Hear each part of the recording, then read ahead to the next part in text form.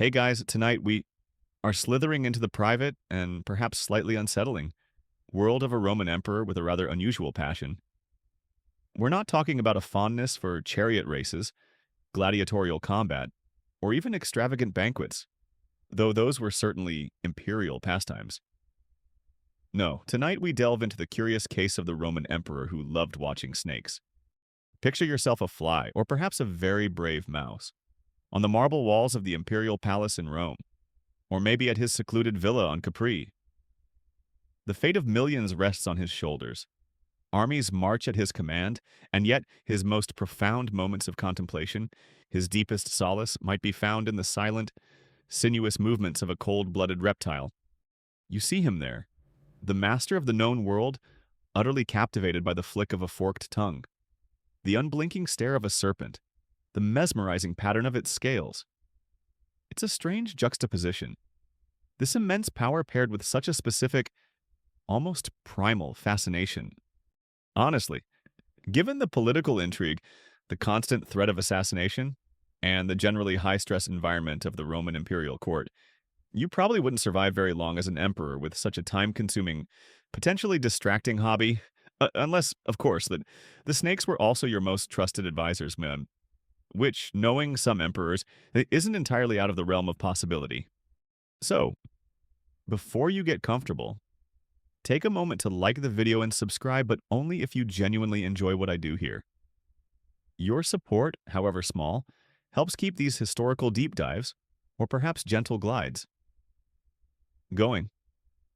And hey, drop a comment with where you're listening from and what time it is for you. It's always fascinating to see how far these sleepy tales travel. Now, dim the lights. Maybe turn on a fan for that soft background hum, and let's ease into tonight's journey together. The first tentative rays of dawn are beginning to pierce the heavy, embroidered curtains of your imperial bedchamber. You are the emperor.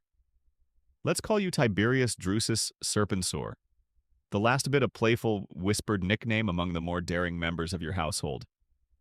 Never, of course, uttered to your face. The sprawling city of Rome, or perhaps the quieter, more isolated grandeur of your cliffside villa, is slowly awakening far below. But your first conscious thought, even before the official reports from the Praetorian Guard or the urgent missives from distant provincial governors, is not of matters of state. It is of scales, of coils, of the silent, watchful presence of your unique companions. Your first scaly thought of the day?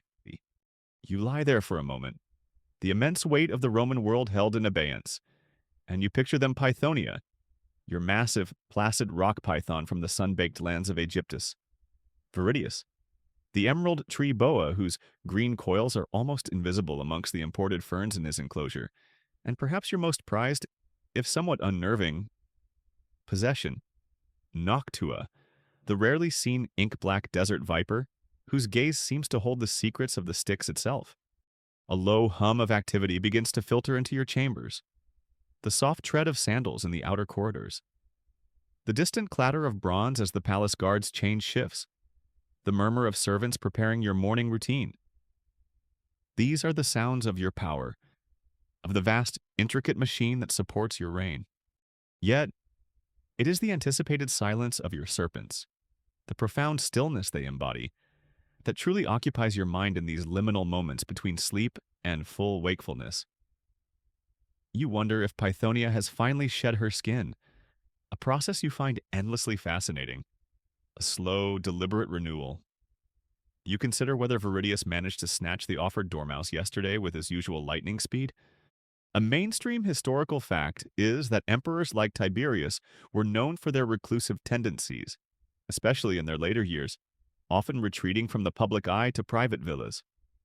Such isolation might indeed have fostered unusual hobbies or deep, introspective pursuits, away from the constant scrutiny of the Roman elite.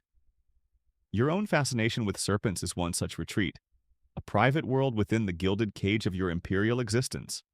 You rise, the cool marble floor of familiar sensation beneath your bare feet. Your personal attendants, moving with practiced, almost invisible efficiency, are already present, laying out your simple morning tunic, preparing your basin of warmed water. They know the routine. They know that your first true engagement of the day, before any senator or general, you will be with your silent, scaled courtiers. You dismiss your attendance with a gesture. This first visit is one you prefer to make alone, or with only your most trusted and equally silent and snake keeper in attendance. The anticipation is a quiet thrum within you, a counterpoint to the ever-present burdens of empire. It's not excitement, precisely, more a sense of returning to a place of fundamental truth, a world unburdened by human ambition or deceit.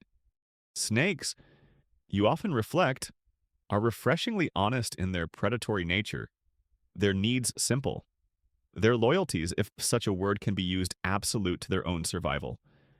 In a court teeming with sycophants and schemers, this primal honesty is a balm to your weary spirit. You walk through the quiet, still dim corridors of your private wing. The air is cool, carrying the faint scent of polished stone, cedar wood from the paneling, and perhaps a lingering trace of last night's incense.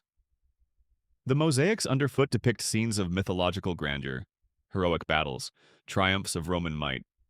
But your mind is on a different kind of power, the subtle, ancient power of the serpent, a creature revered and feared in Roman culture and countless others long before Romulus even drew his first furrow. Historians still argue whether the Roman fascination with snakes, often seen in household Lauraria shrines as symbols of protective spirits, genii, or chthonic deities, was a purely superstitious practice or if it reflected a deeper, more nuanced understanding of nature and the cycle of life, death, and rebirth, which the shedding snake so vividly embodies. For you, it is perhaps all of these, and something more, something deeply personal that you rarely articulate, even to yourself. It's a connection to a world older than Rome, a silence that speaks volumes in a life filled with too many empty words. The path to your vivarium is well-trodden, a familiar pilgrimage you undertake each dawn, your imperial mind momentarily set aside for the emperor's first, and perhaps truest, scaly thought. The anticipation of their silent welcome, their unblinking ancient gaze, is the only decree that truly matters in this quiet, pre-dawn hour. The cool, pre-dawn silence of your private imperial wing gives way to a subtle change in atmosphere as you approach the series of chambers dedicated to your serpentine companions. This is no mere collection of terracotta pots with a few garter snakes from the Alban Hills. This is the imperial vivarium, a testament to Roman engineering, imperial resources, and your very particular, very absorbing passion. The vivarium's dawn inspection is your first official act of the day, a meticulous, almost reverent, survey of the elaborate, custom-built enclosures that house your prize serpents, each a carefully constructed microcosm designed to replicate, as closely as possible, its inhabitants' native environment. Before the sun truly crests the 7 hills of Rome or warms the cliffs of Capri, you ensure that all is well in these scaled kingdoms. You are met at the entrance to the vivarium by Marcus, your head snake keeper. He is a quiet, watchful man, chosen for his patience, his steady hands, and his almost preternatural understanding of the creatures in his care. He bows low, his face impassive, though you know he has been up for hours, overseeing the initial preparations. The air within the vivarium is warmer than the rest of Nkwang No Kwang. Outside the palace, a consistent, carefully regulated temperature maintained by a complex system of hypocausts, the Roman underfloor heating system, adapted specifically for this purpose. A mainstream historical fact is that Roman hypocaust technology was remarkably sophisticated, capable of heating large bathhouses and wealthy villas, and its application to create temperature-controlled environments for exotic animals, while perhaps not widely documented, is certainly within the realm of their engineering capabilities. Imagine the resources, the sheer manpower, required to keep a section of the palace consistently tropical or desert-like, just for your scaly friends. It's a level of dedication that borders on the obsessive, or as your more critical courtiers might whisper, the eccentric. Marcus silently hands you a small, polished wooden rod, its tip blunted. This is not for prodding, but for gently nudging aside foliage or shifting a piece of bark if needed, to observe a particularly reclusive resident without causing undue stress. You begin your rounds. Each enclosure is a work of art, a miniature landscape.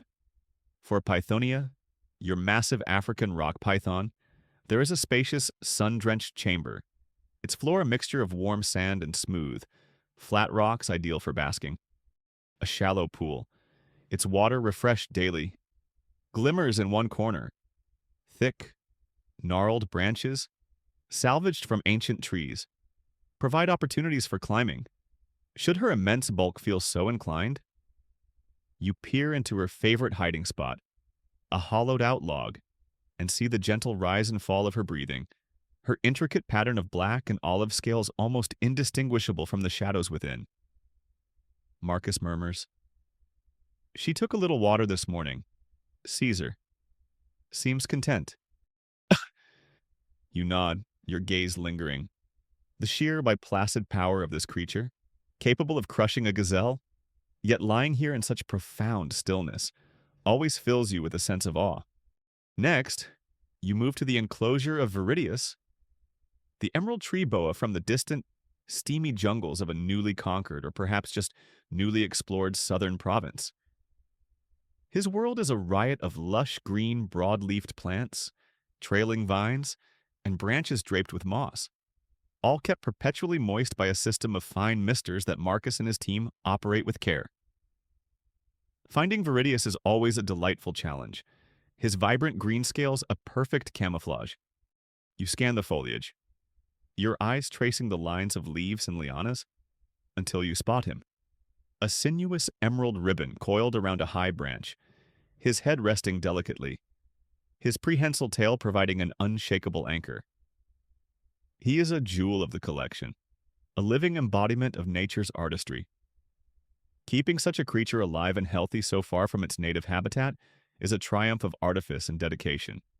It's the Roman equivalent of maintaining a rare orchid in a modern conservatory, but your orchid can constrict a small mammal and has an unnervingly direct stare. Then there are the desert dwellers, Noctua, your enigmatic black desert viper, housed in a landscape of fine, reddish sand, artfully arranged stones, and sparse, hardy desert plants, kept warm and dry. There might be horned vipers from Egyptus, their unique eyelashes making them look perpetually surprised, or perhaps a sleek, sand-colored asp, whose ancestors might have graced Cleopatra's tragic finale. Each enclosure is a separate climate zone, a separate challenge for Marcus and his underkeepers. They monitor humidity levels with damp cloths and a keen sense of touch, temperature with their own experienced judgment, though perhaps a primitive thermometer involving expanding liquids isn't entirely out of the question for such a dedicated imperial project. Historians still argue about the extent of Roman scientific understanding of animal husbandry for exotic species. While much was based on observation and trial and error, the Romans were practical people, and if keeping the emperor's prize snakes alive required meticulous environmental control, they would have found a way. A quirky or fringe tidbit might involve the furnishings of these enclosures. Perhaps you've commissioned mosaic artists to create backdrops depicting the snake's native lands, or had miniature silver streams installed for the water-loving species. Maybe specific types of rocks were imported at great expense because they were believed to have beneficial properties for a particular serpent, or because they simply looked more aesthetically pleasing to your imperial eye. This isn't just a hobby, it's an expression of imperial reach, the ability to command and recreate distant worlds within the confines of your palace. Marcus, you might say, pointing with your rod, that Numidian sunstone in Noctua's terrarium seems to have lost its luster. Have it polished, and ensure the offering of 3 blind mice is made before the Ides. She seems pensive. The inspection is slow, deliberate. You note the cleanliness of each enclosure, the freshness of the water, the demeanor of each inhabitant. Are they active? Alert? Are their scales bright, their eyes clear? Any sign of listlessness? Any unusual discharge? Any abrasion or discoloration on their skin is immediately reported to Marcus, who will then consult with the imperial physicians or specialized animal healers. This daily vivarium inspection is a ritual of care, of control, and of connection. It is your private kingdom within a kingdom, a silent, scaly world that offers a unique, if unsettling, kind of imperial peace before the human dramas of the Roman day begin to unfold. Your meticulous dawn inspection of the imperial vivarium is complete. Pythonia is digesting her latest offering with regal impassivity. Viridius remains a camouflaged emerald jewel in his humid paradise, and even the usually reclusive Noctua granted you a brief, unblinking acknowledgement from her shadowy crevice. A sense of quiet satisfaction settles over you. Your scaled subjects are, for the moment, content. Now, as the palace fully awakens and the business of empire begins to stir, it is time for your own first meal of the day. But even this most mundane of activities is often subtly interwoven with your peculiar passion. You proceed to your private dining triclinium, ready for breakfast, perhaps with a basilisk as a companion. Figuratively speaking, of course, unless you've managed to acquire an actual, gaze-petrifying mythological beast for a particularly troublesome senator. More likely, it involves a favored and demonstrably harmless serpent observing you from its nearby, specially warmed basking spot. The triclinium is prepared. Unlike the grand public banqueting halls, this is an intimate space. Perhaps overlooking a secluded courtyard garden, a low, polished citrus wood table is set with simple but elegant silverware, a linen napkin, and a single exquisitely crafted ceramic goblet for your watered wine or morning tisane. The menu is light fresh fruit, figs, grapes, perhaps a slice of melon, some soft cheese from the imperial dairies, a piece of panis quadratus, the Roman quartered bread, and a little honey. A mainstream historical fact is that Roman breakfast, or ientaculum, was generally a simple, light meal, often consisting of bread, fruit, cheese, and sometimes leftovers from the previous evening's dinner. The lavish, multi-course banquets were typically reserved for the main evening meal, the cena. Your own breakfast habits reflect this pragmatic simplicity, a brief refueling before the day's imperial labors commence. However, there is one addition to your breakfast setting that would strike an outside observer as rather unusual. In a sunny alcove, or on a low pedestal draped with a fine woolen cloth and warmed by a cleverly concealed brazier or a diverted hippocaust flue, rests a small, ornate vivarium. Inside, perhaps, is Serpens candidus, a particularly placid and beautifully marked milk snake, or perhaps a small, docile grass snake, one of the few native Italian species you tolerate in your otherwise exotic collection. This is your breakfast companion. Not to share your food. Of course, its dietary needs are quite different and meticulously managed by Marcus, but as a silent, calming presence, you find that observing its slow, deliberate movements, the gentle flick of its forked tongue tasting the air, the way its scales catch the morning light, has a soothing effect on your often overburdened imperial mind. It's like a living, breathing piece of minimalist art, a counterpoint to the chaotic demands of ruling the world. As you eat, you glance over at your companion. Perhaps it is coiled neatly, seemingly asleep, though you know its senses are always alert. Or maybe it is slowly exploring its small domain, its head raised, its unblinking eyes appearing to survey its own tiny kingdom, with a serene indifference that you, as emperor, can only envy.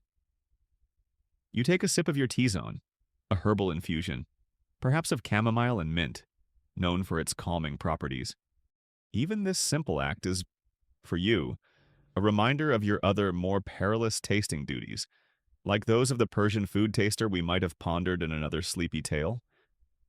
You, of course, have your own tasters for every meal, a grim necessity of your position.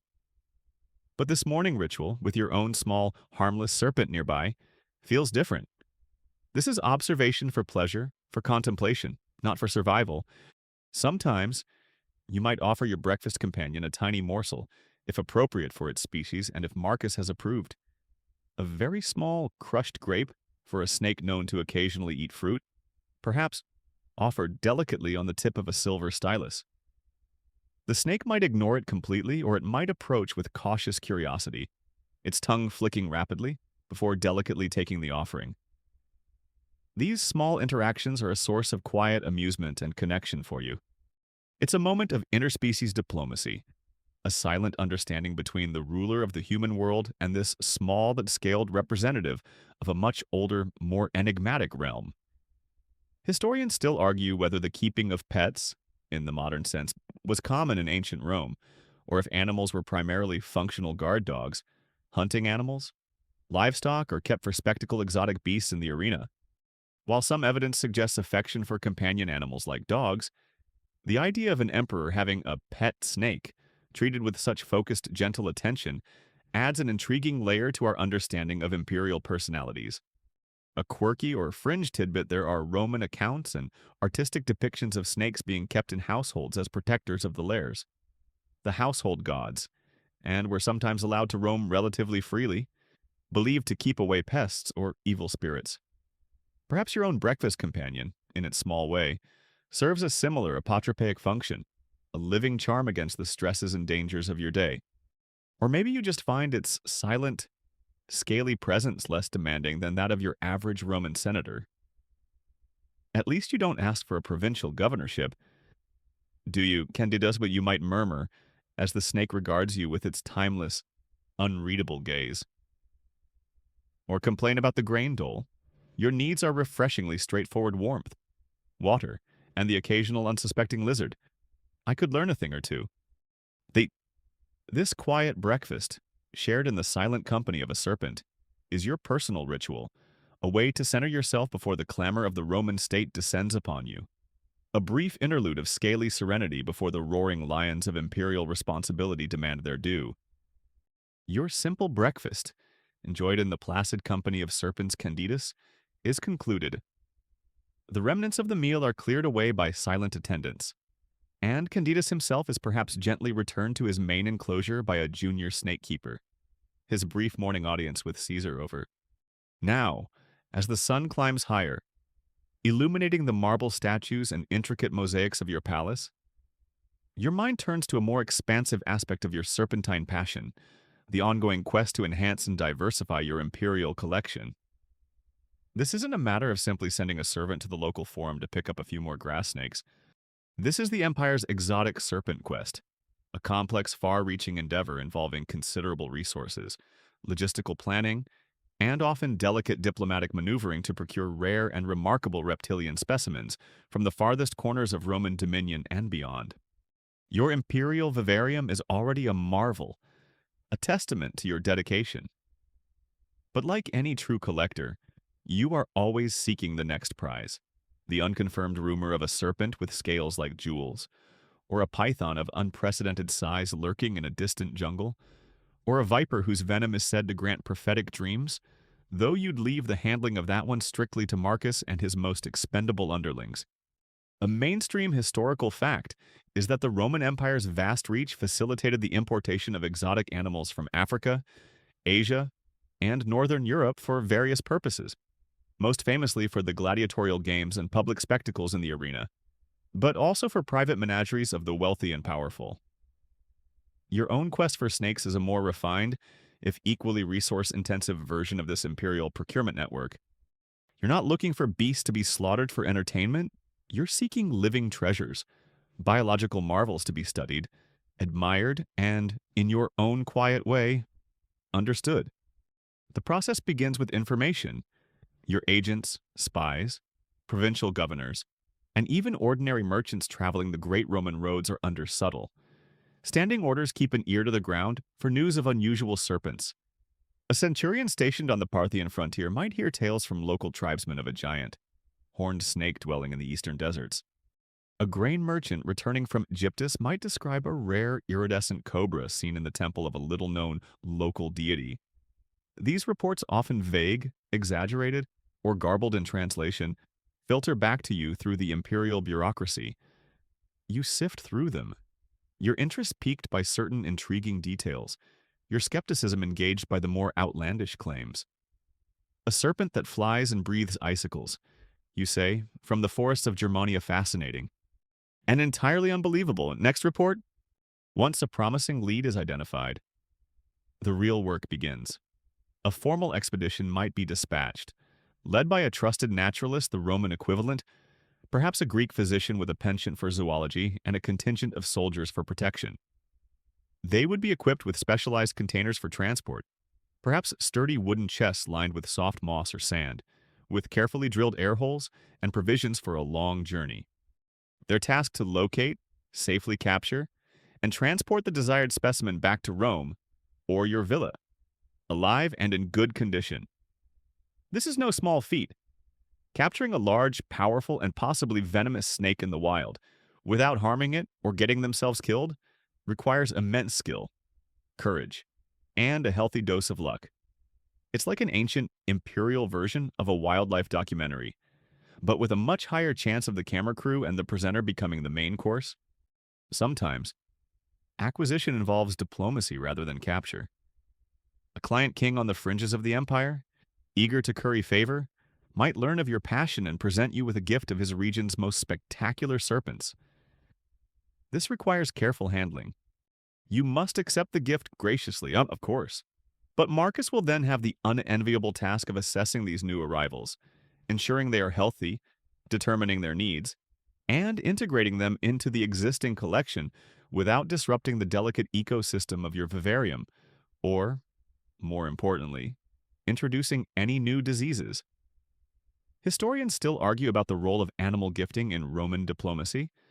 While certainly a way to display wealth and secure goodwill, the practicalities of transporting and housing exotic creatures, especially potentially dangerous ones, must have been a significant consideration for both giver and receiver. Your Majesty, the King of Nabatea sends his warmest regards and this crate of exceptionally irritable spitting cobras. Where shall we put them? Perhaps next to the antechamber where Senator Gracchus usually waits for his audience. The journey back to your palace for these newly acquired serpents is fraught with peril for the creatures themselves. Changes in temperature, lack of proper food or water, the stress of confinement and transport, all can take their toll. Many specimens likely perished en route, a frustrating loss of a potentially unique addition to your collection. For those that do survive, their arrival is a moment of great anticipation for you. You would personally oversee their introduction to a specially prepared quarantine enclosure, observing them closely for days or weeks before they are deemed ready to join the main vivarium. Each new arrival is a mystery to be unraveled, a new personality to understand, a new testament to the vast and wondrous diversity of the natural world, all brought to your doorstep by the long arm of Roman power. A quirky or fringe tidbit, there were likely specialized animal traders or impresarios who catered to the Roman elite's demand for exotic beasts, both for the arena and for private collections. These individuals would have their own networks of hunters and trappers across the empire and beyond, and might even commission the capture of specific types of animals. You might have a trusted, if slightly shady, dealer in Alexandria or Antioch who occasionally sends word of a truly exceptional find, always at a suitably exceptional price. Of course, your passion for snakes, therefore, doesn't just involve quiet contemplation. It fuels a complex empire-wide network of information, exploration, capture, and transportation, a constant, resource-intensive quest to bring the wild, slithering wonders of the world into the heart of your imperial domain. The logistics alone are enough to make a lesser emperor's head spin, but for you, it's all part of the deeply absorbing, endlessly fascinating pursuit of serpentine perfection. The Empire's intricate network has delivered another prize, perhaps a sleek, bronze-backed tree snake from the forests of Gaul, or a sand-colored sidewinder from the Libyan desert. Its journey from capture to your imperial presence a saga in itself. While you, Caesar, might enjoy the contemplative aspects of your serpentine hobby, the day-to-day, hands-on care of these creatures falls to a dedicated, highly specialized, and perpetually anxious team of palace staff, the imperial snake keepers. Their daily routines, their meticulous rituals of cleaning, feeding, and observation are performed under the immense pressure of knowing that the health and safety of your prized, and sometimes priceless reptiles, not to mention their own continued employment and possibly their very lives, depend on their unwavering diligence. This is a glimpse into the keeper's anxious reptile rituals. At the head of this dedicated team is Marcus, your most trusted herpetological custodian, a man whose calm exterior belies a profound understanding of his charge's subtle needs and moods. But beneath him is a small cadre of underkeepers, slaves, or freedmen, each assigned to specific sections of the vivarium or to particular types of snakes. Their day begins even before yours, well before dawn, as they move silently through the artificially warmed and humidified chambers. their footsteps muffled on the carefully raked sand or mossy floors. Their first task is observation. Just as you make your own imperial inspection, they perform a more intimate keeper's eye assessment of each serpent. Is Pythonia coiled too tightly? A sign of stress. Is Viridius refusing to move from a lower branch when he usually prefers the canopy? Did Noctua shed her skin overnight? And if so, was it a clean, complete shed? Or are there problematic retained patches? A mainstream historical fact is that proper shedding is crucial for a snake's health, and retained eye caps or skin can lead to infections or other complications. Ancient keepers, through observation, would likely have become attuned to these subtle signs of well-being or distress. Then comes the cleaning. This is a delicate and often dangerous operation, especially in the enclosures of the larger or more venomous specimens. One keeper might distract a large python with a gentle nudge from a long, padded pole, while another quickly removes soiled substrate, cleans the water bowls which must be kept scrupulously fresh, and wipes down any glass or polished mica viewing panels. For the venomous snakes, the risks are obviously magnified. Long-handled tools, perhaps made of bronze or iron, would be essential. Tongs for removing waste, hooks for gently manipulating the snakes if absolutely necessary. There are no anti-venoms readily available that you could truly rely on. A bite from Noctua or one of her venomous kin would almost certainly be a death sentence for a keeper. They move with a slow, deliberate caution, their senses hyper-alert to the snake's slightest movement, its subtle hisses or defensive postures. It's a job that requires immense courage, or perhaps a profound fatalism. "All right, Sextus," one keeper might whisper to another as they prepare to clean the asp enclosure. "You take the pointy end, I'll handle the other pointy end, and try not to make any sudden movements, or breathe too loudly, or think about how much Caesar loves these particular instruments of swift demise." Watering is another critical daily ritual. Fresh, clean water must always be available.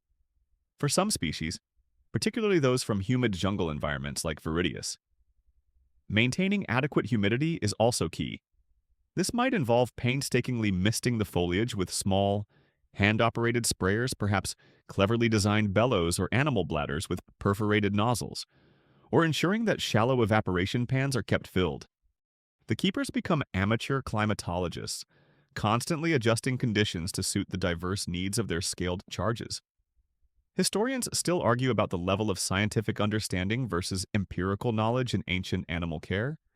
While formal herpetology was centuries away, dedicated keepers would have accumulated a vast store of practical wisdom through generations of observation and hands-on experience, learning what kept their specific charges thriving, or at least surviving.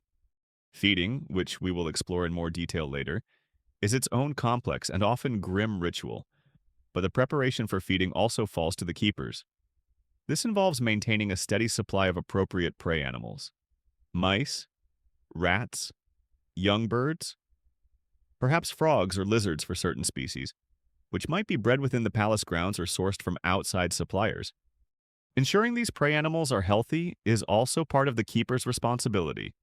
As a sick mouse could introduce disease into your valuable snake collection, it's a whole secondary ecosystem of care, all in service of the primary residents of the vivarium. A quirky or fringe tidbit, the keepers might have developed their own superstitions or personal rituals related to their work. Perhaps a keeper always enters a particular snake's enclosure leading with his left foot, or mutters a specific protective incantation before handling a venomous specimen. They might leave small, symbolic offerings. A tiny, perfectly ripe berry for a fruit-eating snake if such a creature existed in your collection.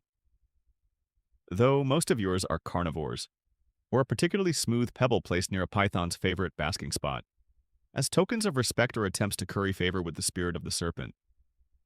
In a job so fraught with risk, where one wrong move could be fatal, such small personal rituals might provide a sliver of psychological comfort. You, Caesar, might not be aware of these subtle, individual practices, or you might choose to overlook them. As long as the snakes remain healthy and the keepers remain, well, alive. Their silent, anxious diligence is the bedrock upon which your unusual imperial hobby is built. A constant behind-the-scenes ballet of caution and care, ensuring that your slithering subjects are always ready for your discerning, royal gaze. Their lives are a quiet testament to the fact that even the most powerful emperor's passions rely on the courage and dedication of those who serve in the shadows. The morning's imperial business has been attended to. Edicts dictated. Reports from generals reviewed the Germanic tribes are restless again.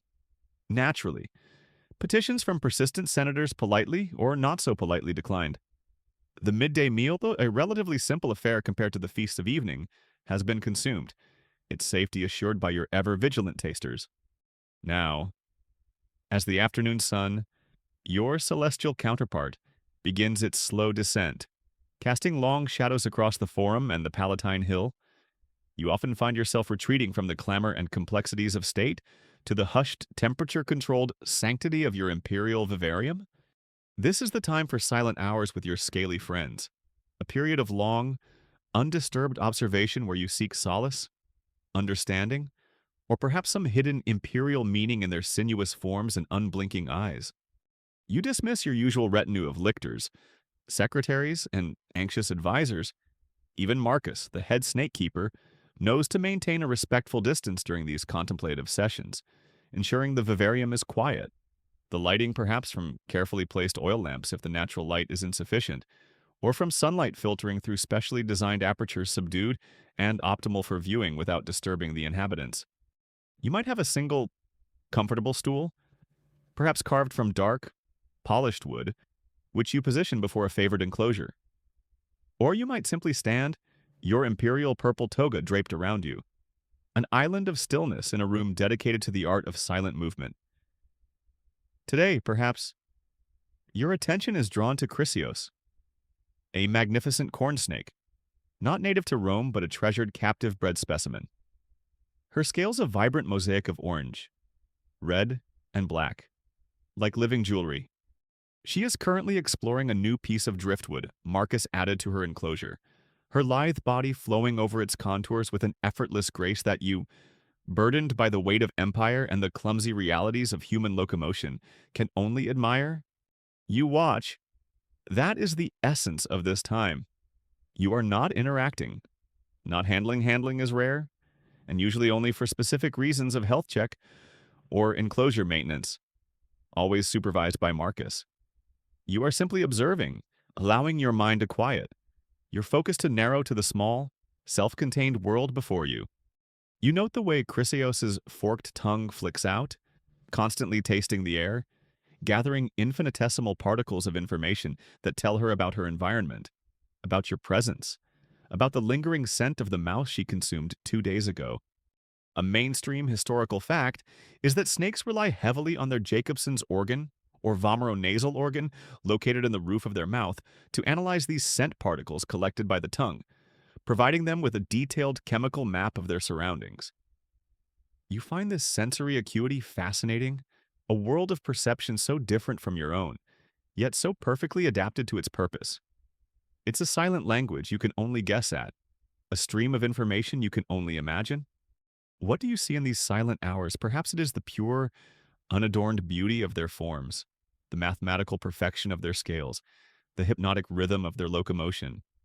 There is an ancient, primal elegance to a snake that transcends human aesthetics, or maybe it is their self-sufficiency, their apparent indifference to the world beyond their immediate needs, warmth, food, security, in a life like yours, defined by constant demands, by the endless expectations of an empire.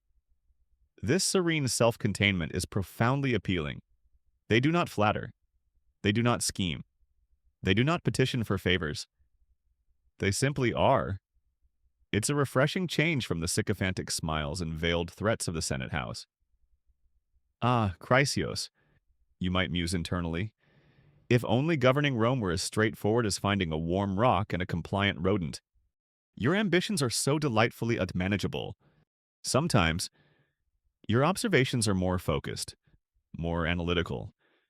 You might be tracking the subtle signs of an impending shed, noting the cloudiness of Pythonia's eyes, the dullness of her usually gleaming scales, or you might be observing the hunting technique of Viridius, The way he hangs motionless for what seems like an eternity before striking with blinding speed at an offered and deceased. For safety in captivity, bird, these are small dramas, devoid of human ego, yet filled with an elemental power. Historians still argue whether Roman emperors who kept menageries, like Augustus with his collection of exotic animals, did so purely for ostentatious display, for scientific curiosity, or for some deeper psychological or symbolic reason. For you, your serpentarium is less about display. It is, after all, a very private passion and more about a unique form of detached engagement, a way of connecting with a world that operates on entirely different principles from your own. A quirky or fringe tidbit ancient writers sometimes attributed specific personality traits or even moral qualities to different animals. While snakes often got a bad rap, associated with deceit or danger thanks Eve, though she's not in your pantheon, they were also symbols of healing the rod of Asclepius, wisdom, and rebirth.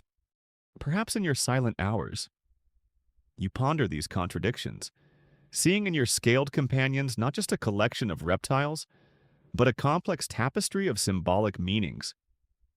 Maybe you see in Noctua's dark coils the hidden knowledge of the underworld, or in Pythonia's massive strength a reflection of your own imperial power, but purer, less burdened by conscience.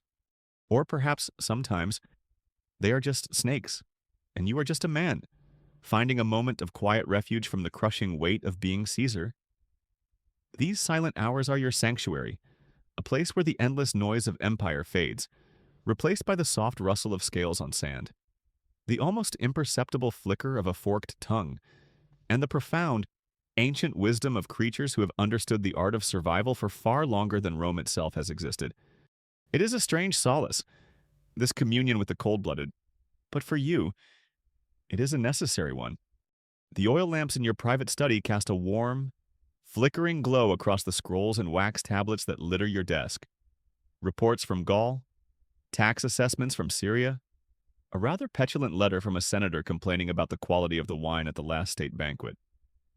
Your mind, however, is not on these mundane or irritating affairs of state.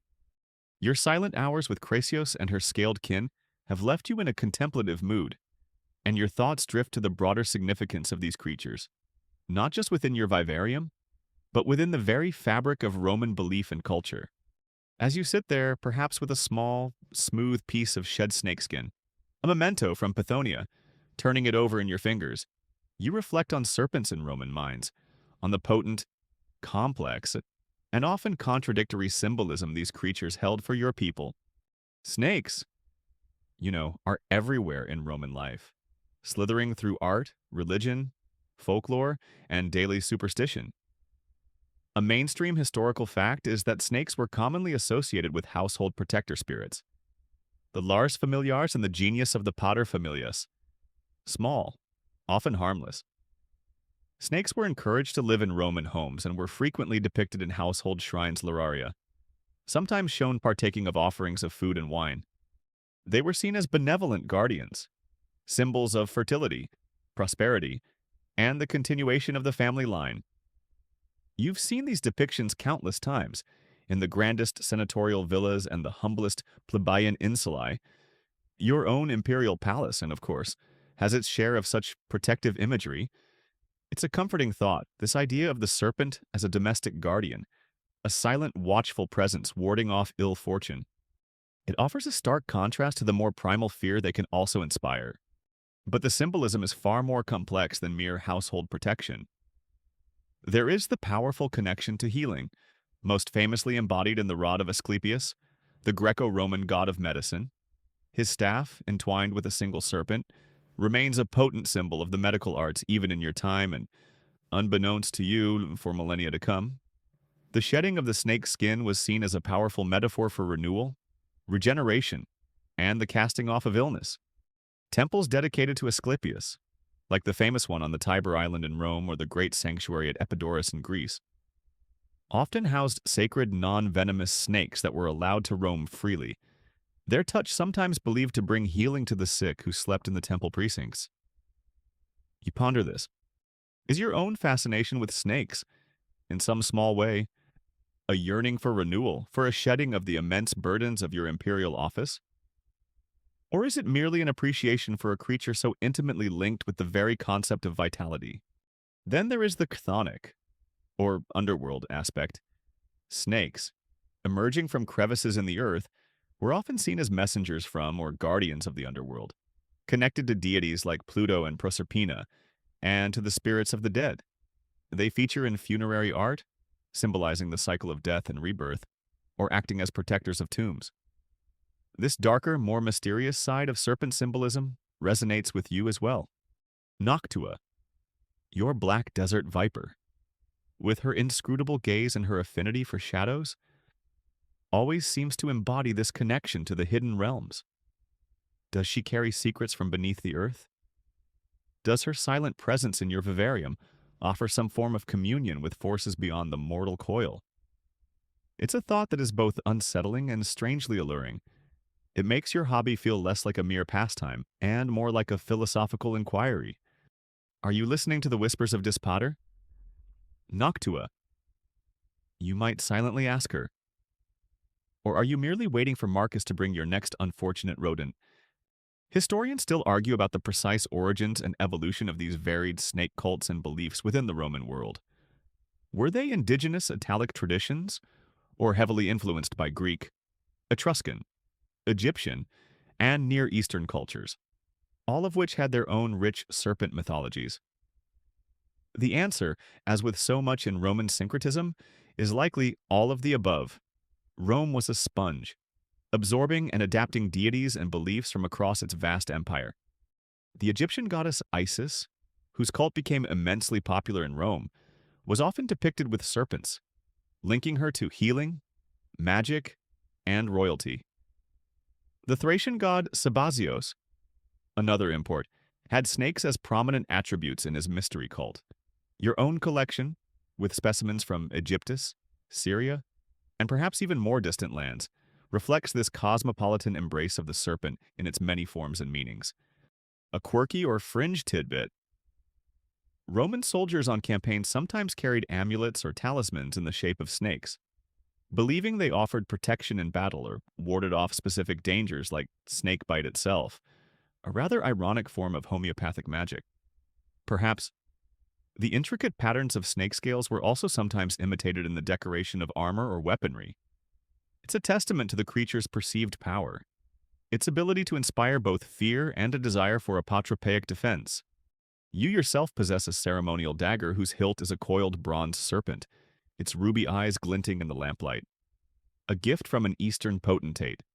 It serves as a constant reminder of the creature's dual nature, beautiful, deadly, and deeply symbolic. As you reflect on these many serpentine threads woven through the tapestry of Roman thought, your private hobby feels less like an eccentricity and more like a deep engagement with one of the most ancient and persistent symbols in human and divine experience. The snakes in your vivarium are not just animals. They are living embodiments of myth, magic, and the profound mysteries that lie just beneath the surface of your ordered, imperial world. Your contemplative mood, filled with reflections on the rich symbolism of serpents in Roman culture, is gently interrupted by the arrival of Marcus, your head snake keeper. His usually impassive face carries a subtle shadow of concern. He reports that Aegilis, one of your smaller but more delicate sandbows from North Africa, has been refusing food for several days and seems unusually lethargic. While the loss of a minor specimen might seem insignificant amidst the grandeur of your collection and the vastness of your imperial concerns, you feel a familiar pang of anxiety. Each creature in your vivarium is, in its own way, a responsibility. And so, your attention shifts from the abstract symbolism of snakes to the very practical, and often frustrating, reality of their physical well-being, the surprisingly dedicated, if sometimes rudimentary, ancient Roman medical care administered to your ailing imperial vipers and boas and pythons. You accompany Marcus to Aegilus's enclosure. The small serpent, usually an active burrower, lies limply on the sand, its breathing shallow, its normally bright scales looking dull. You observe it with a frown. A mainstream historical fact is that while Roman medicine for humans was relatively advanced for its time, with specialized physicians, surgical instruments, and a vast pharmacopoeia inherited from the Greeks and other cultures, dedicated veterinary medicine, especially for exotic or non-utilitarian animals like snakes, was far less developed. Livestock, chariot horses, and valuable hunting dogs would have received a certain level of care, but a sick pet snake of an emperor, that was likely uncharted territory, relying heavily on the observational skills of its keepers and the willingness of imperial physicians to adapt their human-centric knowledge. Marcus explains what he has already tried adjusting the temperature and humidity in the enclosure, offering different types of small prey of freshly killed lizard instead of the usual young mouse, ensuring fresh water is available. None of it has tempted Aegialus.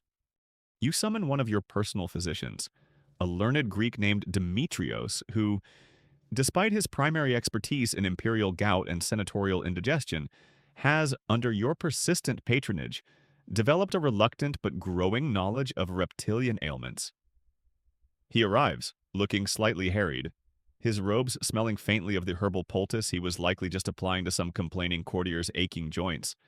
He approaches Aegialus's enclosure with a mixture of professional curiosity and barely concealed trepidation. He's more comfortable diagnosing a fever in a consul than a finicky appetite in a boa.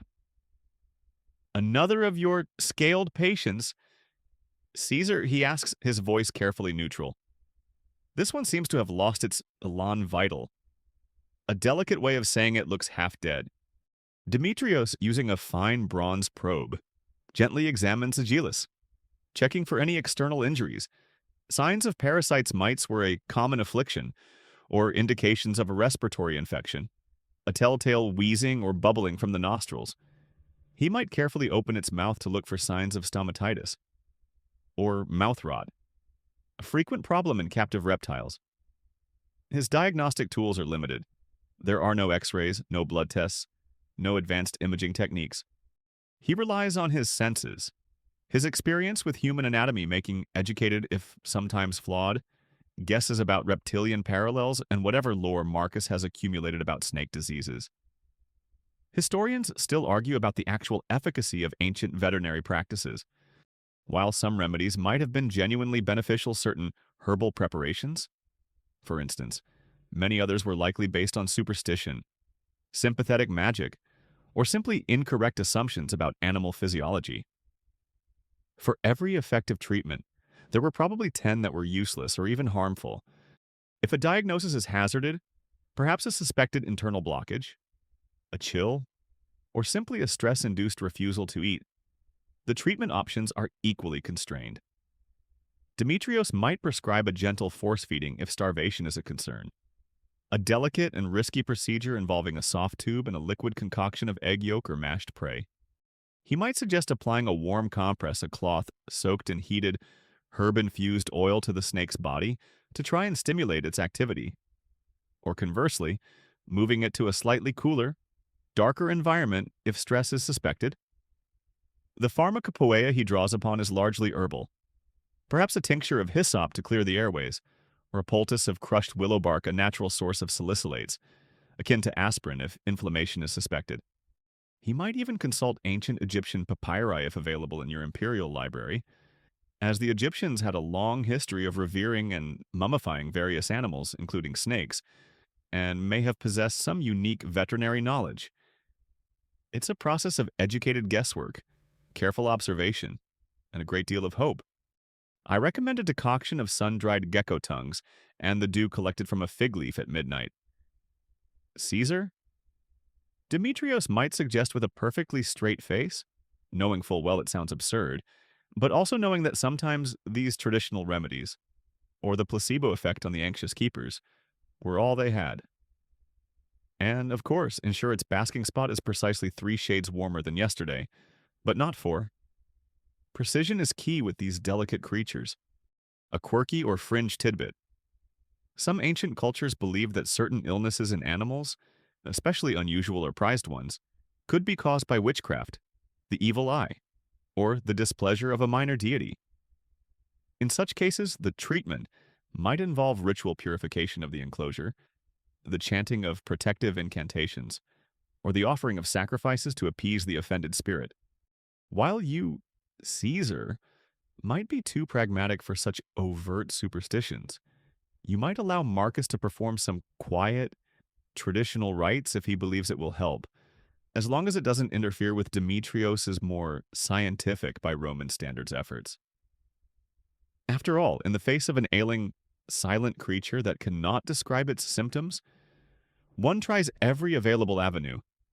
The care of your imperial vipers is a strange blend of dedicated observation, empirical trial and error, and perhaps a dash of hopeful magic, all reflecting your deep, if unusual, commitment to these scaled members of your extended imperial household. Their silent suffering is a matter of genuine concern, a small, cold-blooded weight on your imperial conscience.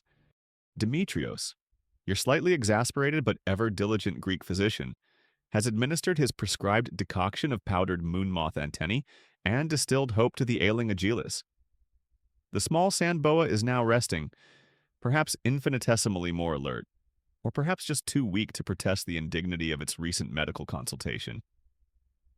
For now, there is little more to be done for Aegilis but wait and observe. Your attention, and that of Marcus and his team, must now turn to a more regular and often more visceral aspect of vivarium management feeding time. This isn't a matter of scattering a few handfuls of kibble. For your predominantly carnivorous collection, feeding is a grim, silent pageant, a carefully managed, often dramatic process that highlights the raw, predatory nature of your prized serpents. The timing and frequency of feeding vary greatly depending on the species, size, and activity level of each snake. Pythonia, your massive rock python, might only require a substantial meal, perhaps a young goat or a large hare, already dispatched by the keepers to avoid injury to the snake, once every few weeks or even less frequently if she is particularly inactive. Her digestive process is slow, methodical, a marvel of efficiency. Viridius, the emerald tree boa, being smaller and more arboreal, might take a bird or a large rodent every week or two. The desert vipers, like Noctua, with their slower metabolisms adapted to arid environments, also feed relatively infrequently. A mainstream historical fact is that snakes are ectothermic cold-blooded and generally have much lower metabolic rates than mammals of comparable size, allowing them to survive for long periods between meals. This infrequent but substantial feeding pattern is a key characteristic that Marcus and his team must understand and cater to. The prey animals themselves are a significant logistical concern. A dedicated breeding program for mice, rats, rabbits, and perhaps even certain types of birds might exist within the palace grounds, ensuring a steady supply of healthy, appropriately sized food. This feeder colony would require its own keepers, its own resources, a small, often overlooked, but vital part of the imperial serpentarium's ecosystem. The quality of these prey animals is paramount. A sick mouse could transmit disease to one of your valuable snakes. Before feeding, each prey item is inspected. It must be healthy, and for the safety of your captive snakes, especially the constrictors, which can be injured by struggling live prey, it is usually dispatched humanely by the keepers just before being offered. This might seem grim, but it's a practical measure to prevent your prized Pythonia from receiving a nasty bite from a cornered rabbit, or Viridius from being pecked by a terrified bird. It's a controlled enactment of a natural process, stripped of the chase but not of its fundamental nature. The feeding itself is often a solitary affair for each snake, conducted with minimal disturbance. Marcus or a senior keeper will carefully introduce the prey item into the enclosure, perhaps using long tongs to place it in a familiar feeding spot or to gently dangle it to mimic live movement, depending on the snake's hunting style. Then they withdraw and observe often from a discreet distance. You, Caesar, might choose to witness some of these feedings, particularly those of your larger or more impressive specimens. There is a stark primal beauty to it, a moment of pure, unadulterated instinct. You watch as Pythonia, who may have lain motionless for days, suddenly becomes a creature of focused, lethal intent. Her head turns, her forked tongue flickers rapidly. Sensing the warmth and scent of the offered meal, there is a moment of absolute stillness, and then an explosion of movement. her massive coils striking with incredible speed and precision, enveloping the prey. The process of constriction is slow, powerful, a silent, inexorable embrace. There is no malice in it, no cruelty, simply the efficient application of force to achieve a necessary end. You find it a sobering, almost philosophical spectacle.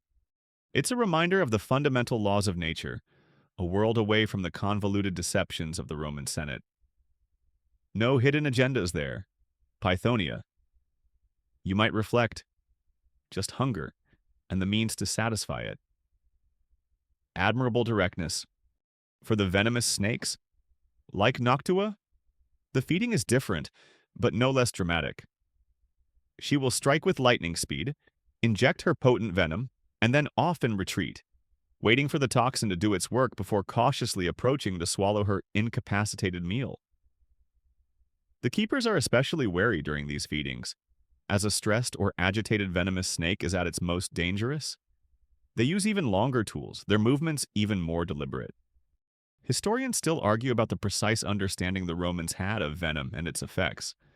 While they certainly recognized the deadliness of certain snakes, their knowledge of toxicology and the mechanisms of envenomation would have been limited compared to modern science. They would have relied on observation of symptoms and, for the keepers, a very healthy respect for the fangs, a quirky or fringe tidbit. There might have been specific rituals or beliefs associated with the feeding of sacred or royal animals. Perhaps a small prayer was uttered by the keeper before offering food to a particularly revered serpent, or the prey itself was in some way consecrated. In some cultures, the entrails of sacrificed animals were read for omens. Perhaps the feeding behavior of your snakes, or even the state of the prey after consumption, was occasionally scrutinized for some divinatory meaning, especially if the snake itself was associated with a particular deity or prophetic power. Remember how we discussed using snake behavior for omens? Their eating habits could be another data point in that complex. Scaly calculus. The feeding time pageant, whether swift and constricting or quick and venomous, is a regular, carefully orchestrated drama within your vivarium. A raw display of nature's unblinking efficiency, and a constant reminder to you, and to all who witness it, of the potent, untamed forces that lie just beneath the polished veneer of your imperial world. The grim, silent pageant of feeding time has concluded. Pythonia is beginning the long, slow process of digesting her substantial meal, a barely perceptible bulge distorting her usually sleek coils. Noctua has retired to her darkest crevice, her hunger sated, her enigmatic presence once again a hidden secret within the sand and stones. As you, Caesar, depart from the vivarium, perhaps with Marcus providing a quiet report on which specimens ate well and which seemed a little hesitant, you re-enter the more familiar, if often more treacherous, world of the imperial palace and its human inhabitants. And it is here that your unusual passion for serpents creates another layer of subtle, ongoing drama, the courtier's hushed reptilian whispers, the complex tapestry of reactions, fear, flattery, confusion, and perhaps even calculated imitation, that your hobby elicits from the senators. Officials, family members, and favor seekers who populate your court. Your love for snakes is not a secret you can easily hide, even if the vivarium itself is in your private wing. Whispers travel fast in the echoing marble corridors of power. Servants talk, guards observe, and ambitious courtiers are always alert for any insight into the emperor's mind, any quirk or preference that might be exploited for personal gain or used to gauge your mood. A mainstream historical fact is that Roman imperial courts were hotbeds of intrigue, gossip, and intense competition for favor. An emperor's personal habits, his likes and dislikes, were scrutinized endlessly for political implications or signs of his psychological state. Your serpentine sanctuary, therefore, is not just a private hobby, it's a subject of endless speculation and carefully calibrated reactions among your entourage. Some courtiers, particularly those of a nervous or superstitious disposition, undoubtedly view your passion with genuine fear and revulsion. Snakes, despite their positive associations with household gods and healing, also carried strong negative connotations for many Romans, symbols of deceit, danger, and the uncanny. To these individuals, your preference for such creatures might seem unnatural, even sinister, a sign of a morbid or unpredictable temperament.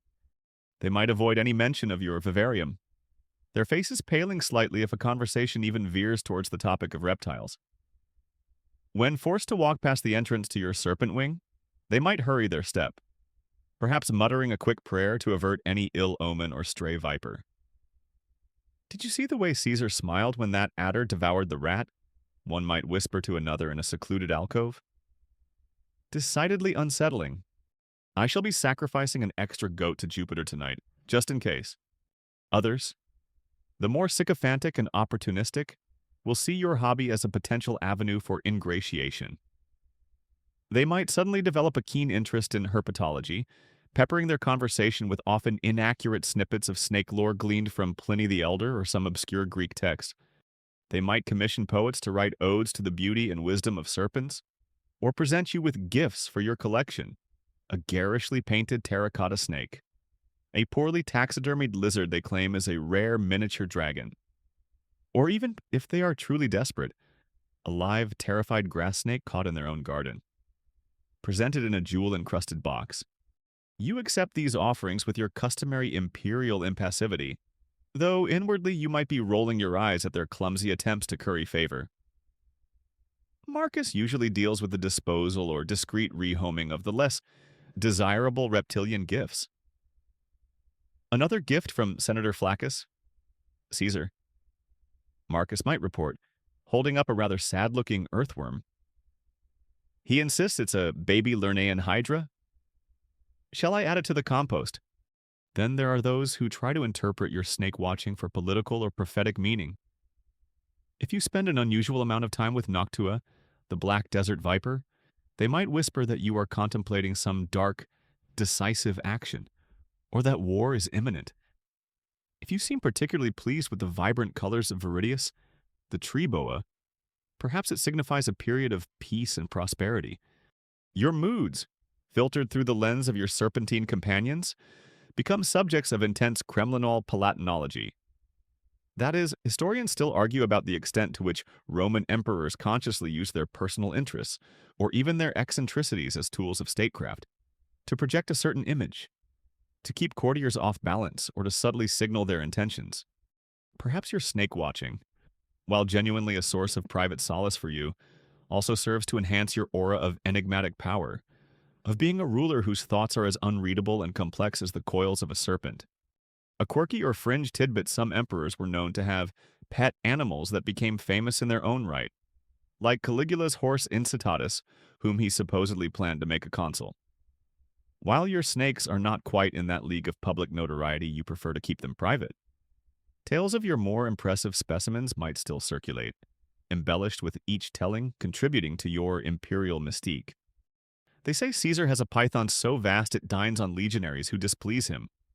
A useful rumor, perhaps for keeping discipline in the ranks, even if Pythonia's diet is strictly limited to appropriately sized, pre-deceased goats.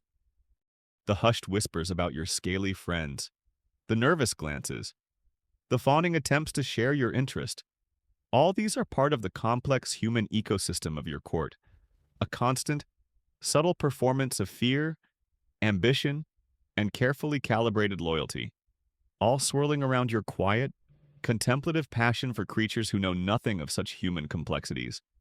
Their silent, slithering world is a refuge, but even it is not entirely immune to the ripples of the imperial court that surrounds you. The intense scrutiny of the vivarium, with its carefully controlled environments and the often dramatic rituals of feeding and medical care, forms the core of your serpentine devotion.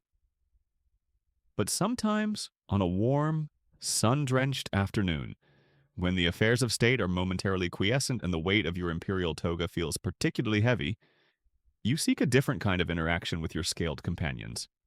You might decide on a quiet stroll through one of your secluded palace gardens, perhaps with a particularly tame and harmless serpent allowed to glide freely beside you, a slithering shadow accompanying your imperial promenade. This is a more relaxed, almost pastoral aspect of your hobby, a chance to observe these creatures in a more naturalistic, if still carefully managed, setting. The chosen garden is one of your most private sanctums, walled off from the main thoroughfares of the palace. Its paths known only to you and a few trusted servants. It's a riot of carefully cultivated Roman horticulture, fragrant roses, shady cypress trees, manicured box hedges, perhaps a bubbling fountain at its center, its basin carved with images of nereids and tritons, statues of sylvan deities, Pan, Faunus, perhaps a graceful Diana the Huntress, peer from alcoves of dark ivy. A mainstream historical fact is that Roman gardens, especially those of wealthy villas and imperial palaces, were highly sophisticated, often featuring formal layouts, intricate water features, topiary, and a wide variety of ornamental plants, serving as places of leisure, contemplation, and conspicuous consumption. Your own private serpent-strolling garden is a haven within a haven. Today, perhaps you've chosen Flavius, a gentle, sun-loving corn snake, another prized captive-bred specimen.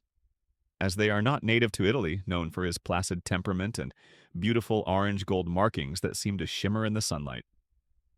Marcus, or a senior keeper, carefully retrieves Flavius from his enclosure, allowing him to coil calmly around a padded wooden rod.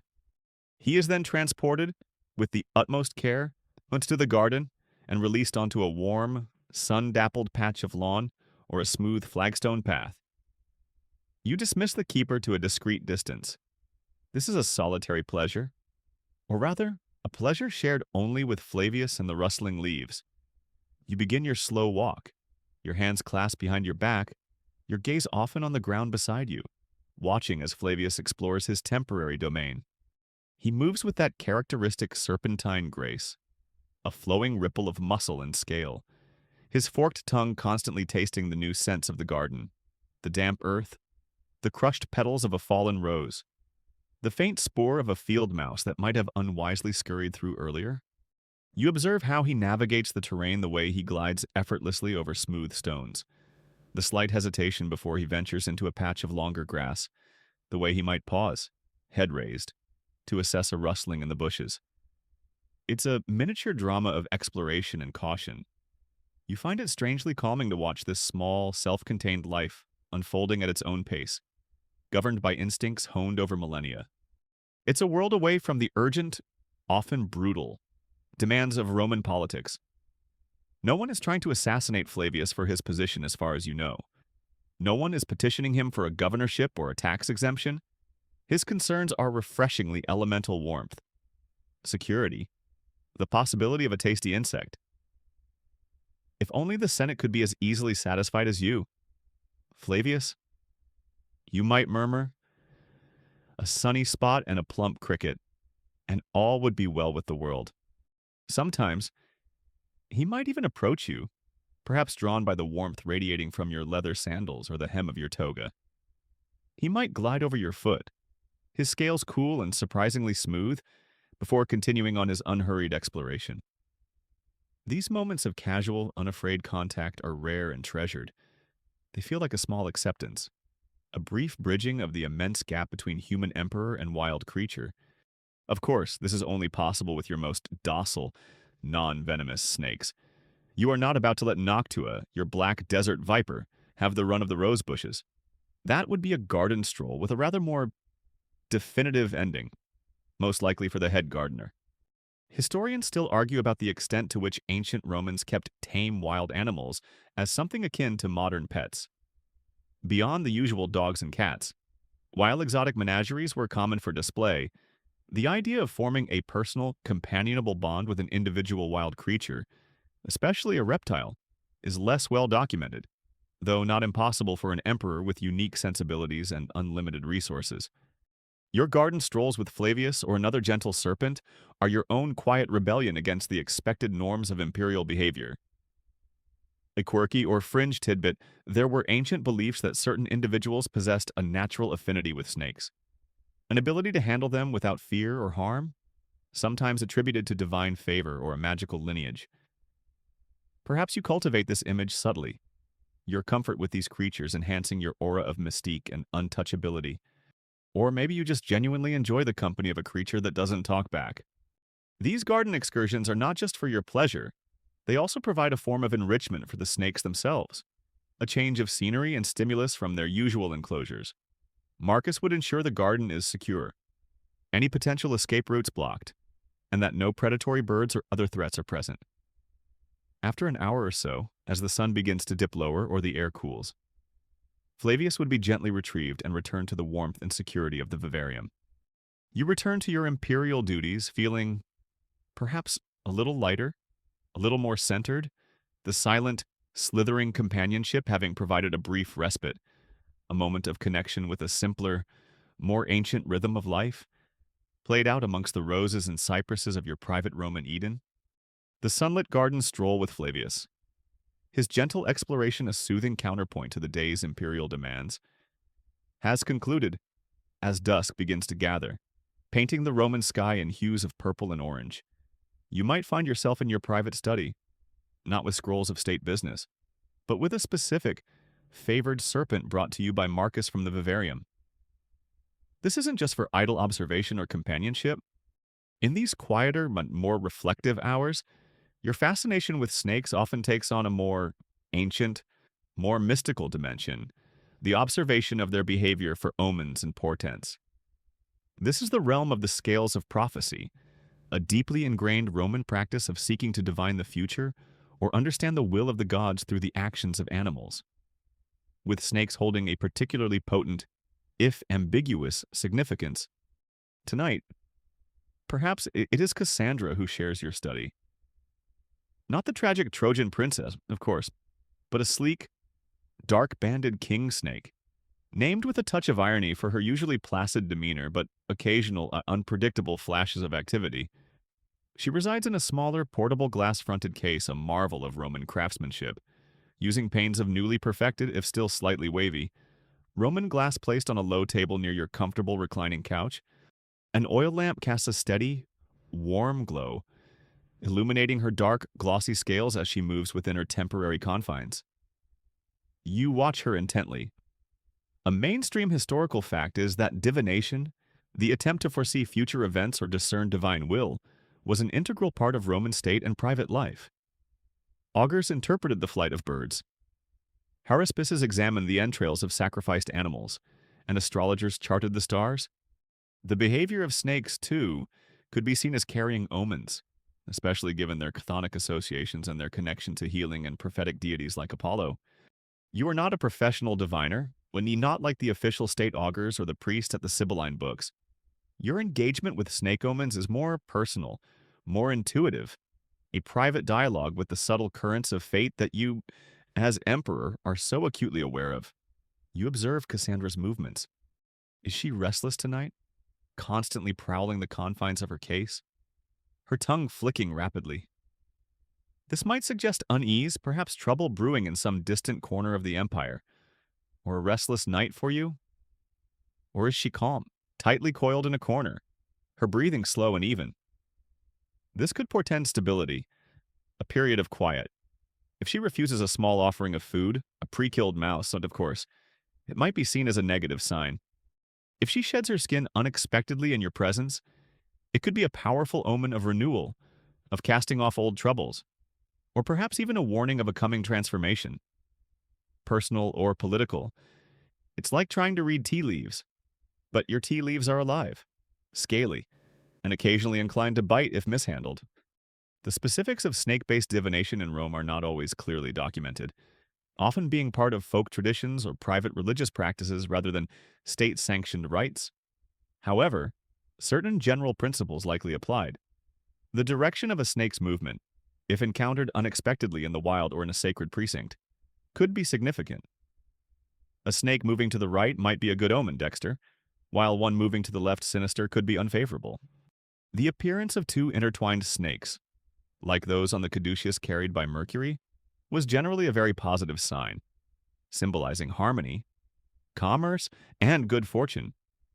You might even, on occasion, have two compatible, harmless snakes placed together in a larger temporary enclosure in your study, simply to observe their interactions, looking for patterns or behaviors that resonate with the questions weighing on your imperial mind. Ah, Flavius and Candida are coiling together in a perfect figure eight. Does this mean peace with Parthia? Or simply that they both fancy that particularly warm spot under the lamp?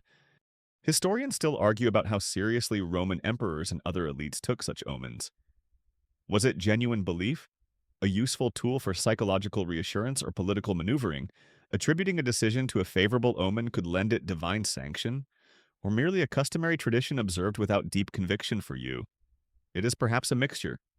In a world filled with uncertainty, where vast power rests on your shoulders and unseen threats lurk around every corner, any potential insight into the future, any hint of divine guidance, is not to be lightly dismissed. Your snakes, in their silent, enigmatic way, seem connected to these deeper currents, to the ancient, earthbound wisdom that predates even the gods of Olympus. A quirky or fringe tidbit. There were specific snake oracles in some parts of the Greco-Roman world, temples where priests interpreted the movements or feeding behaviors of sacred serpents to answer petitioners' questions. The famous oracle of Apollo at Delphi itself had legendary connections to a great serpent, Python, slain by the god.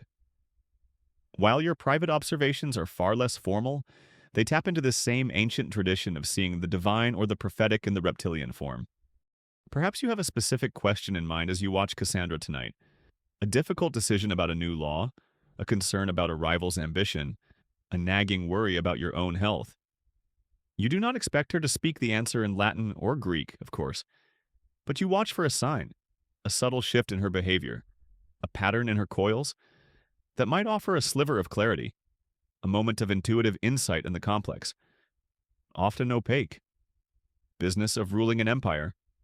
The scales of prophecy are rarely clear, their meanings always open to interpretation, but in the quiet of your lamplit study, they offer another, uniquely Roman form of imperial contemplation. The hour grows late. The sounds of the Roman palace have largely subsided into a nocturnal hush, broken only by the distant calls of the night watch or the soft sigh of the wind through the cypress trees in your private garden. The official business of the day is long concluded, the petitioners dismissed, the endless stream of reports and decrees momentarily stemmed.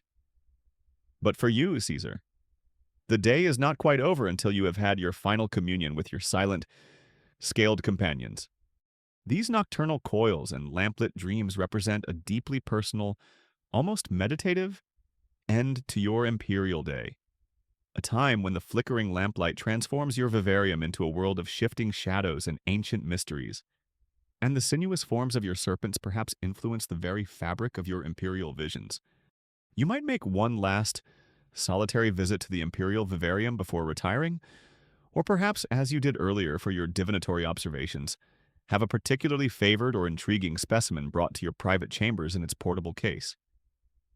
Tonight, it might be Somnium, a rarely seen nocturnal desert-horned viper, whose sandy coloration and namesake horns give it an almost mythical appearance. Its enclosure in the main vivarium is usually kept dimly lit to mimic its natural crepuscular habits. But here in your study, a single, carefully shielded oil lamp casts just enough light to observe its subtle activities without disturbing it unduly. A mainstream historical fact is that many Roman households would have kept lamps burning throughout the night, both for practical illumination and sometimes for religious or superstitious reasons, to ward off unwelcome spirits. Your own late-night snake watching is bathed in this soft, intimate glow. Under the flickering lamplight, the snakes take on a different character. Their scales, which gleamed under the bright sun, now absorb the light, creating deeper shadows, more pronounced textures.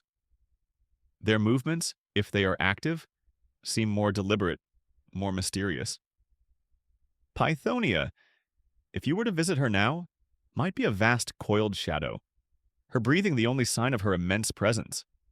Viridius, the emerald tree boa, would be a darker, almost black silhouette against the lamplit foliage of his enclosure, his eyes perhaps reflecting tiny points of light like distant stars.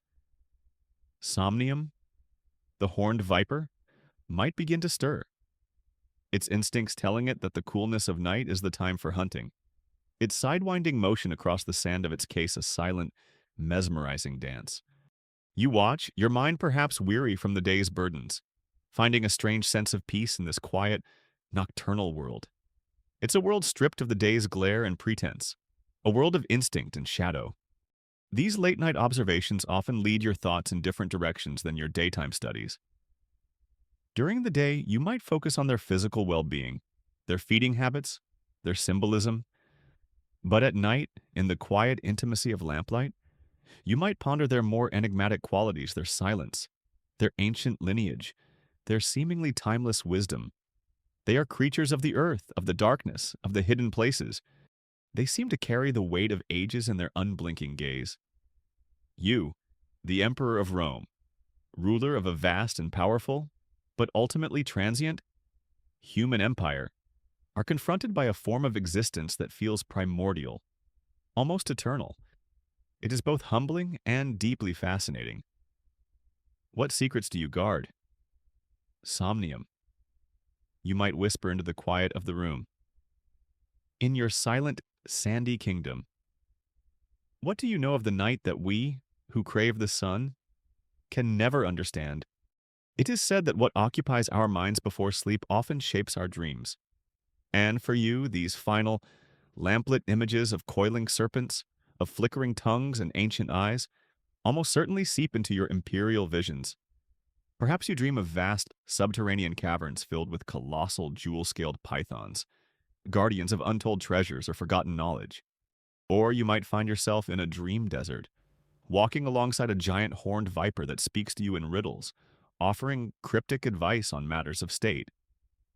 Or maybe your dreams are more unsettling, a tangle of hissing asps in your senatorial toga, or the feeling of cold scales brushing against your skin in the imperial bed. Historians still argue about the significance and interpretation of dreams in the Roman world, while some, like Artemidorus in his Onerocritica, developed complex systems for dream analysis. The visions of an emperor, especially one with such an unusual preoccupation, would have been subject to intense, if private, scrutiny by the dreamer himself. Are these dreams mere figments of an overtaxed mind, or are they messages from the gods, or from the chthonic spirits your snakes seem to embody? A quirky or fringe tidbit. Certain herbs or incenses burned at night were believed in some ancient traditions to induce prophetic dreams or to facilitate communication with the spirit world. Perhaps on nights when you feel particularly in need of guidance or solace, you instruct an attendant to burn a specific, rare incense, say imported spikenard or dark, resinous myrrh, in your bedchamber, hoping that its fragrant smoke, combined with your serpentine meditations, will unlock some deeper understanding in your sleep. The line between a relaxing bedtime ritual and a subtle act of personal divination is a fine one. As you finally prepare for your own rest, the image of those nocturnal coils, those lamplit scales, is the last conscious thought in your mind, a silent, sinuous prelude to whatever mysteries the imperial night, and your own subconscious, might hold. The night, with its lamplit serpentine studies and its flickering, coil-filled dreams, has passed. Another dawn approaches, promising another day of imperial duties and another cycle of your unique reptilian rituals. But as the years of your reign accumulate, as the silver threads in your imperial beard become more pronounced, your thoughts during these quiet, solitary moments with your scaled companions might increasingly turn towards the future, not just of the empire, but of this strange, absorbing passion that has become so intertwined with your life. You begin to ponder the legacy of hissing airs, the future of your extraordinary collection, and how this very personal, very unusual devotion will be viewed by those who come after you, and by history itself. Your own mortality, a subject most emperors prefer to avoid but which the weight of absolute power makes inescapable, is a quiet undercurrent to these reflections. You have no biological son to inherit your imperial purple, perhaps. Or if you do, he shows no interest whatsoever in your cold-blooded courtiers. He prefers horses or gladiators. Or perhaps you shudder inwardly the company of poets and playwrights. The thought of your meticulously curated vivarium, with its precisely controlled environments and its collection of rare and precious serpents, falling into neglect or, worse, being callously dispersed after your death, is a source of genuine, if private, sorrow. Who will understand Pythonia's need for a perfectly warmed basking rock? Who will ensure Viridius's enclosure maintains that precise level of steamy jungle humidity? Who will appreciate Noctua's subtle, dark beauty? Or remember the specific incantation Marcus mutters before cleaning her enclosure, a practice you pretend not to notice, but secretly find rather reassuring. A mainstream historical fact is that the succession was a constant source of anxiety and instability in the Roman Empire. Emperors without clear, capable heirs often faced plots and power struggles, and their personal legacies, including any unique projects or collections, were vulnerable in the transition of power. You consider potential custodians. Marcus, your headkeeper, is loyal and knowledgeable, but he is not immortal, nor is his position guaranteed under a new emperor. Perhaps you could endow a specific temple, one dedicated to Asclepius or another serpent-associated deity, with the responsibility of caring for your collection, making it a sacred and therefore hopefully protected trust. Or maybe you could decree in your will that the vivarium be maintained as a permanent imperial curiosity, a testament to your reign, though you know full well how easily such decrees can be overturned by a successor eager to make his own mark, or to distance himself from the perceived eccentricities of his predecessor. It's a conundrum. Your snakes are, in their own way, part of your imperial identity, yet they are also a deeply personal passion, one that future rulers sought with different tastes and priorities might not share or respect. It's like a modern-day collector of extremely rare, extremely fragile, and extremely misunderstood art, wondering if his heirs will appreciate it or just sell it off at the intergalactic equivalent of a car boot sale. Then there's the question of how your serpentine devotion will be judged by history. Will it be seen as a mark of your unique wisdom, your connection to ancient, chthonic powers, your philosophical detachment from the fleeting follies of mankind? Or will it be dismissed as the bizarre obsession of an aging, increasingly reclusive autocrat, a sign of your declining mental faculties, a Nero fiddling while Rome burns? Only you're not fiddling. You're watching a cobra shed its skin. You are acutely aware of the power of narrative, of how Roman historians, often with their own political agendas, can shape an emperor's posthumous reputation. Your enemies in the Senate, those vipers in human form, would surely seize upon your hobby as evidence of your unsuitability, your detachment from the true concerns of Rome. He consorts with serpents, they would whisper. While the barbarians gather at the frontiers, his mind is clearly addled by their venomous fumes. Historians still argue about how to interpret the more unusual or eccentric behaviors attributed to various Roman emperors. Are these accounts accurate portrayals, or are they often exaggerated, hostile propaganda designed to discredit a ruler? In your case, you know your passion is genuine, a source of profound intellectual and emotional engagement. But how will it be spun by those who write the chronicles of your reign? Will they understand the quiet solace you find in their silent company, the intellectual curiosity they inspire, the sense of connection to a primal, enduring world that they offer? Or will they simply paint you as Serpencer, the weird snake emperor, a footnote in the grand, bloody saga of Rome, remembered more for your cold-blooded pets than for your decades of careful, if sometimes weary, governance? This concern for your legacy, for how this deeply personal aspect of your life will be understood or misunderstood, adds a melancholic tinge to your quiet hours in the vivarium, a quirky or fringe tidbit in some cultures. Rulers were believed to be able to communicate with animals, or were even said to have animal spirits or familiars. While mainstream Roman tradition didn't typically embrace such overtly shamanistic ideas for its emperors, the popular imagination could easily be swayed. If tales of your affinity with snakes were to spread among the common folk, it might even enhance your mystique, imbuing you with an aura of arcane power. But among the educated, skeptical elite, it could be a dangerous liability. You ponder these things as you watch Pythonia digest her meal, a slow, internal process hidden from view, much like your own deepest thoughts and anxieties about the future of your empire, and the future of your hissing, scaled heirs. The fate of your serpents, you realize with a sigh, is as intertwined with the fate of Rome as your own life has become with theirs. And both futures are shrouded in the unpredictable mists of time. The long Roman day, filled with the weighty affairs of empire and the quiet, absorbing rituals of your serpentine avocation, is finally drawing to its inevitable close. The last reports have been read. The final edicts sealed with your imperial signet ring, the one with the tiny, almost invisible, coiled serpent engraved on its onyx face. The palace is settling into that deep nocturnal stillness that even the eternal city experiences in the hours before dawn. Before you yourself succumb to the weariness that even an emperor cannot indefinitely postpone, you make one last brief visit to your scaled companions, a final, quiet interaction that brings your uniquely serpentine imperial day to its close. This is the twilight's last glimmering scale, a moment of silent farewell until the morrow.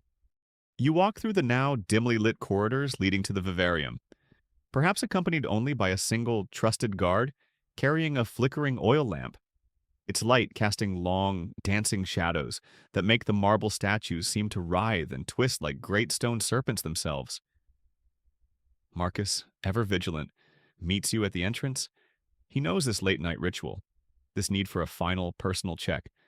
He offers no unnecessary words, just a respectful inclination of his head as he unbars the heavy cedar wood door. The air inside the vivarium is warm, humid, thick with the subtle, earthy scent of damp moss, warm sand, and the faint, almost imperceptible, musky aroma of the serpents themselves. It's a familiar, comforting atmosphere to you, a world away from the perfumed, often suffocating air of the imperial court. You don't linger long on these late-night visits. It's not a time for extended observation or deep philosophical reflection. It's more a quiet reassurance for them and for you.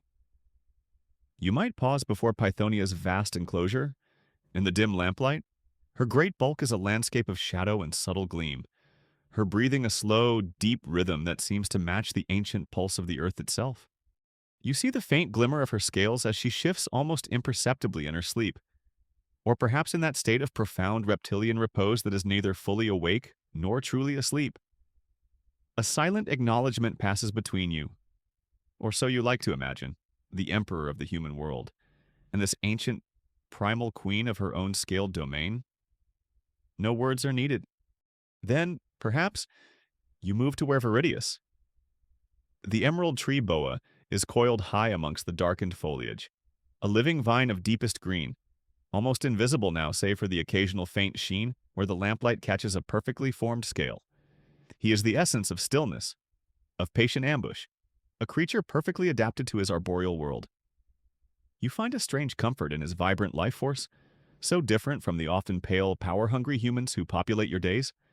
He asks nothing of you but the warmth and humidity that sustain him, a silent, beautiful ornament in your carefully constructed world.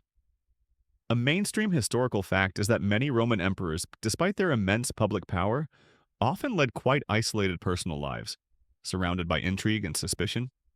For an emperor with your particular inclinations, the silent, non-judgmental company of these creatures might have offered a unique form of companionship, a refuge from the complex and often treacherous world of human interaction.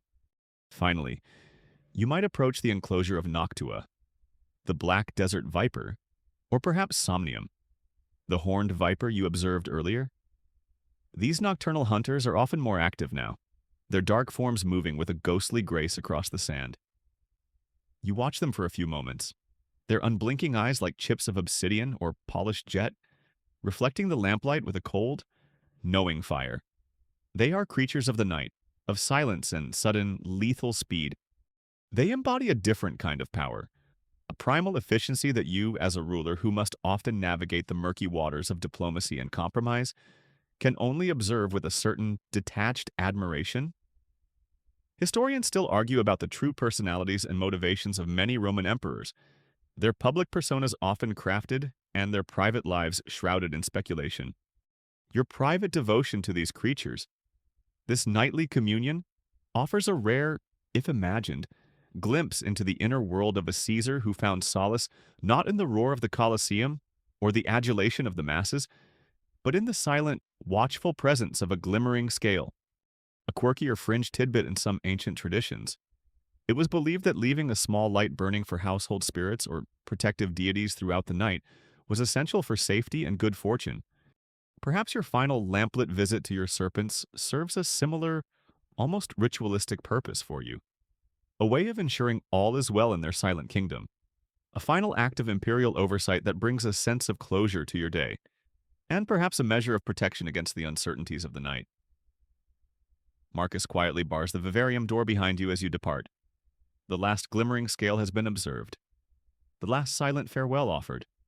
You walk back towards your imperial bedchamber, the weight of the Roman world still on your shoulders, but perhaps a little easier to bear for these brief moments spent in the company of creatures who carry no such burdens, who live only by the ancient, immutable laws of their own slithering. Silent nature, the day is done. Your scaled court is at peace, and now, finally, Caesar too can seek his rest. The final lingering image of a softly gleaming scale, caught in the flickering lamplight of your imperial vivarium, begins to dissolve from your mind's eye.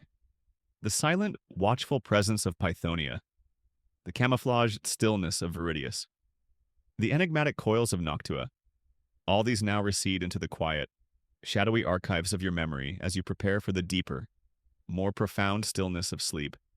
The weight of your imperial purple, that heavy cloak of absolute power and unending responsibility, feels as though it is gently, almost imperceptibly, being lifted from your shoulders by unseen hands, perhaps by the very spirits of household protection that your Roman ancestors believed were embodied in the benevolent serpent. The vast marble halls of the Palatine, or the secluded wind-swept terraces of your Capri villa, grow ever more distant, their intricate mosaics and grand colonnades fading into the simpler, more comforting architecture of your own quiet bedchamber. The murmur of the distant city, the rhythmic tread of the Praetorian sentries, the rustle of important scrolls awaiting your imperial gaze at dawn. All these sounds of your waking world become muted, softened, transformed into a gentle, undemanding hum, like the far-off echo of the sea or the soft whisper of wind through ancient cypress trees. There are no more enclosures to inspect, no more anxious keepers to consult, no more subtle serpentine behaviors to decipher for hidden omens or portents. The only coils to consider now are the comfortable ones of your blankets. The only scales the metaphorical ones that tip towards oblivion. The unique, earthy scent of the vivarium, that carefully controlled blend of warm sand, damp moss, and the faint, elusive musk of your scaled companions, is replaced by the familiar, soothing aroma of your own sleeping space. Perhaps the clean, sun-dried linen of your pillows, or the lingering fragrance of a single night-blooming jasmine placed in a vase nearby. Let your thoughts, which have roamed from the deserts of Egyptus to the jungles of the farthest provinces in search of rare and wondrous serpents, now come to rest. There are no more expeditions to plan, no more diplomatic gifts of irritable cobras to politely accept. The only journey to embark upon now is the effortless, inward one, towards the peaceful, untroubled landscapes of deep slumber. May your dreams be free of imperial anxieties and troubling omens, and may they instead be filled with the serene, untroubled grace of a perfectly contented, gently basking serpent, safe and warm in its familiar coils.